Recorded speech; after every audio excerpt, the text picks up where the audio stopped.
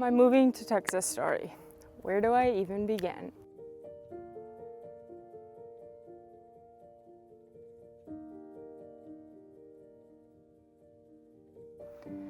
No, moving to Texas wasn't something that I always knew I was going to do. And it wasn't some plan that I had since a little girl. It honestly started as a dream that merely felt impossible. So about 6 years ago, my brother and sister-in-law packed up their lives and moved it from Wisconsin to Texas. And I still remember the day they left. It was one of the saddest days for our family because we hadn't had family live in another state like this before. And we weren't used to saying goodbye. Eventually though, it became normal. And we joked that we now had a vacation spot outside of Wisconsin. But every time I'd visit them, I'd just fall a little bit more in love with Texas. And almost after every trip, I'd tell myself, I'm gonna move there one day. And I said that for years. I'm going to move to Texas. I tell people I'm gonna move to Texas. But if I'm being honest, I never actually believed it would happen. It was just one of those dreams that you said aloud because it sounded cool. Until one day, I realized that dreams don't become reality unless you decide to make them one. And I wanted to prove to myself and others that I could do this. I remember sitting there thinking, people do hard things every single day. So what makes me any different? Why can't I do the hard thing? And moving across the country is certainly not easy.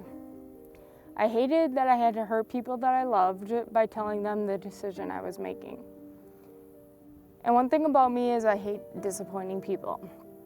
I love making people smile, I love being there for them, and hanging out with my friends. So I knew this decision was gonna come with tears, hugs, and goodbyes that I wasn't emotionally ready for, and a ton of change. But I also knew there was never gonna be a perfect time. Life wasn't gonna suddenly slow down. And I wasn't getting any younger. If I wanted this dream, I had to choose it. That also meant quitting the job I had for almost 5 years. That job was where I grew up professionally. It was my first real career. My boss and coworkers believed in me before I believed in myself.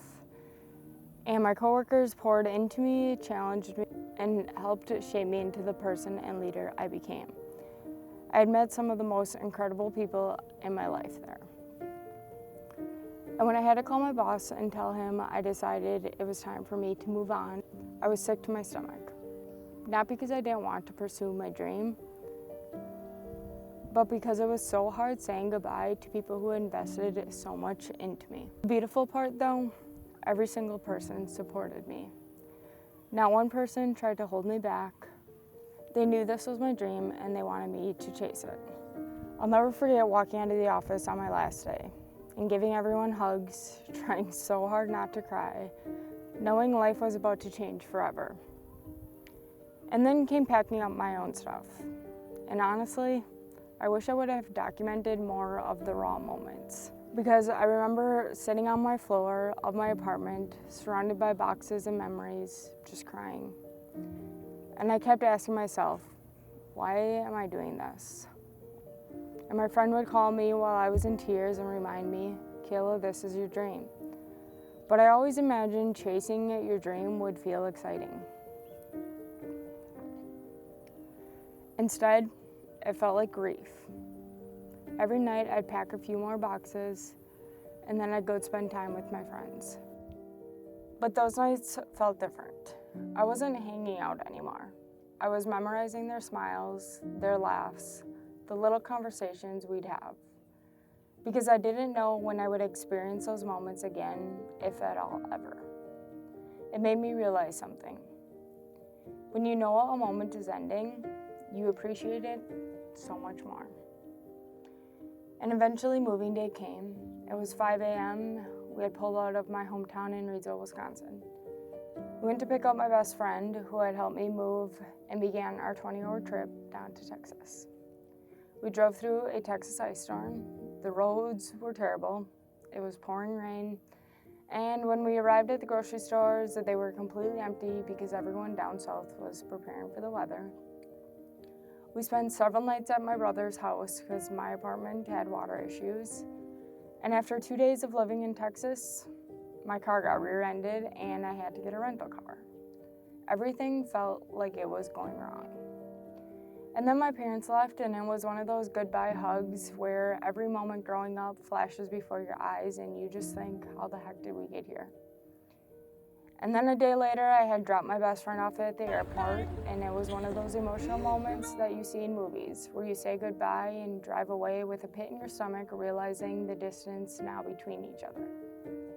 And suddenly, I was sitting alone in a brand new apartment in a brand new state, thousands of miles from everything I'd ever known. And before my best friend left, I remember her asking me as we were sitting on the couch enjoying a glass of wine, "So, how are you feeling?" And honestly, I didn't know. I didn't feel like some magical fresh start.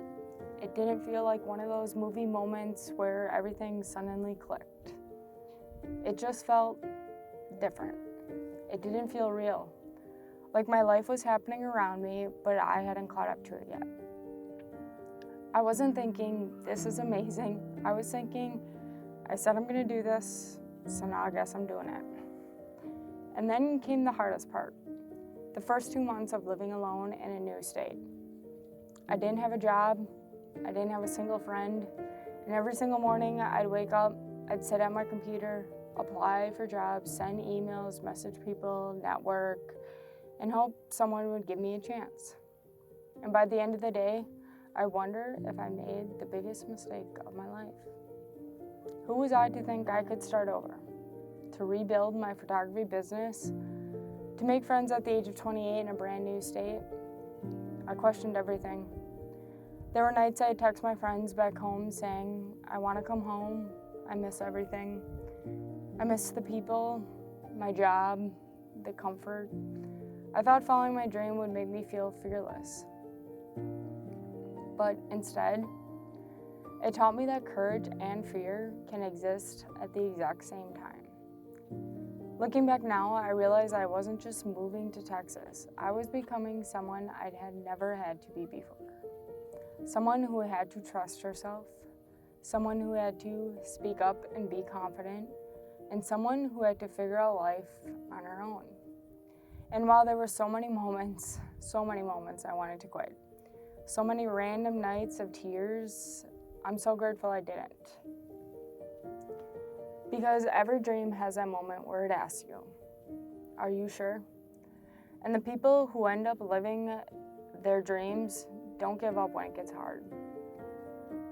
Now, do I still miss Wisconsin with every bone in my body? Yes, I do. I miss my family. I miss my friends. I miss birthdays, random weeknights, dinners, coffee dates, and all the little moments that happen when you're close to the people that you love. But then there are moments now.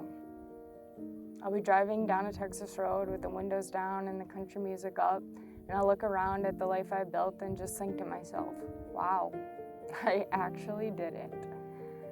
Years ago, this was just a dream that I talked about, and now it's the life that I'm living. And sometimes I have to remind myself how incredible that really is. I'm just a 28-year-old girl living in Texas in an apartment by herself, building a business and chasing dreams and creating a life that once felt impossible. If there's one thing I hope you take away from my story, it's this. Don't let fear make your decisions for you. Because on the other side of fear might just be the life you've always dreamt of. And if I can do it, I truly believe that you can do it.